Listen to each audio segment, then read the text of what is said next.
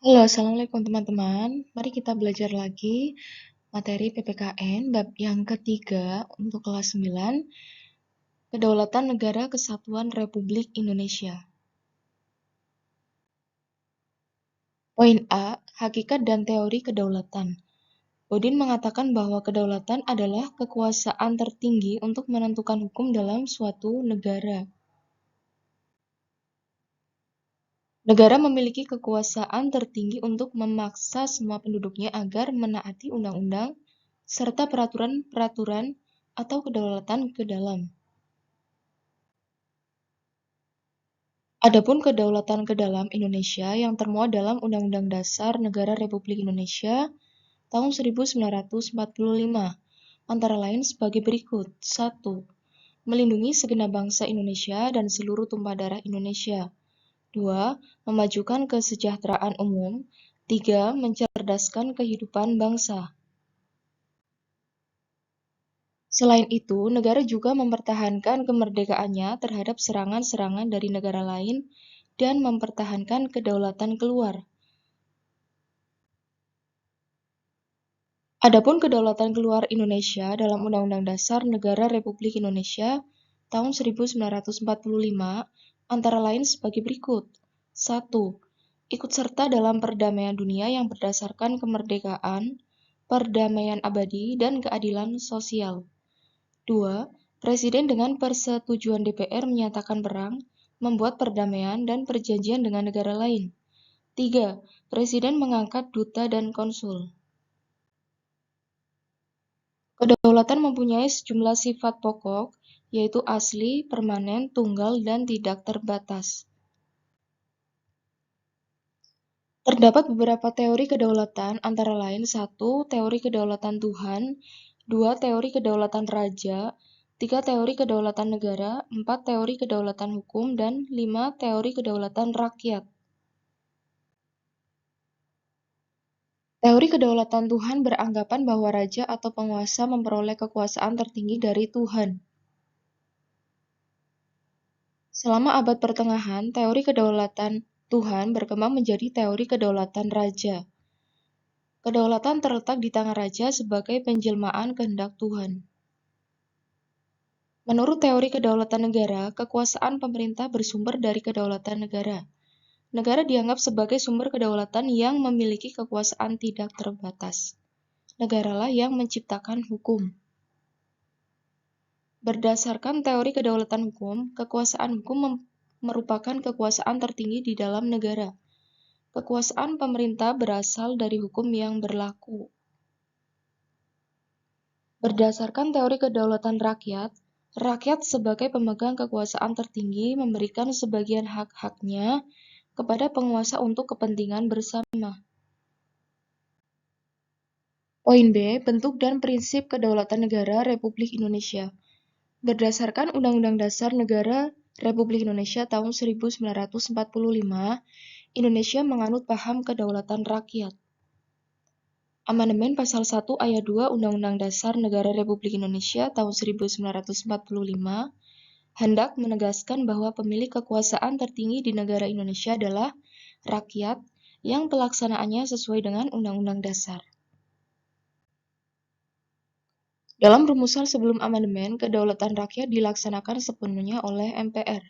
Tetapi akhirnya pelaksanaan kedaulatan rakyat diubah menjadi dilaksanakan menurut Undang-Undang Dasar Negara Republik Indonesia tahun 1945. Adapun perubahan gagasan kedaulatan dalam Undang-Undang Dasar Negara Republik Indonesia tahun 1945 ini membuat perubahan pada cara rakyat memberikan mandat terhadap penyelenggara kekuasaan negara. Menurut Tenberge, adanya prinsip-prinsip negara hukum dan demokratis yang berjalan beriringan memunculkan istilah negara hukum yang demokratis. Adapun menurut Jimli Asidiki, gagasan demokrasi yang berdasarkan atas hukum mengandung 4 prinsip pokok sebagai berikut. 1. Adanya jaminan persamaan dan kesetaraan dalam kehidupan bersama. 2. Adanya pengakuan dan penghormatan terhadap perbedaan atau pluralitas.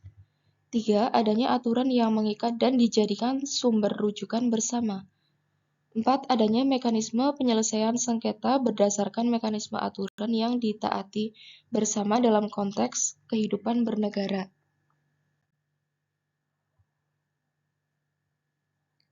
Berdasarkan Undang-Undang Dasar Negara Republik Indonesia tahun 1945, prinsip-prinsip kedaulatan negara Republik Indonesia adalah sebagai berikut. 1. Negara Indonesia ialah negara kesatuan yang berbentuk republik. 2. Kedaulatan berada di tangan rakyat dan dilaksanakan menurut Undang-Undang Dasar. 3. Negara Indonesia adalah negara hukum. 4. Presiden tidak dapat membekukan dan atau membubarkan Dewan Perwakilan Rakyat. 5. Menteri-menteri diangkat dan diberhentikan oleh Presiden.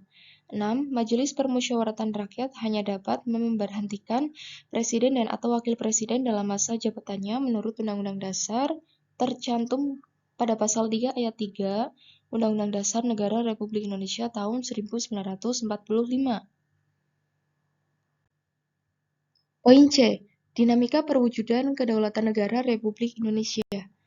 Sejak merdeka pada 17 Agustus 1945, Indonesia mengalami sejumlah fase demokrasi.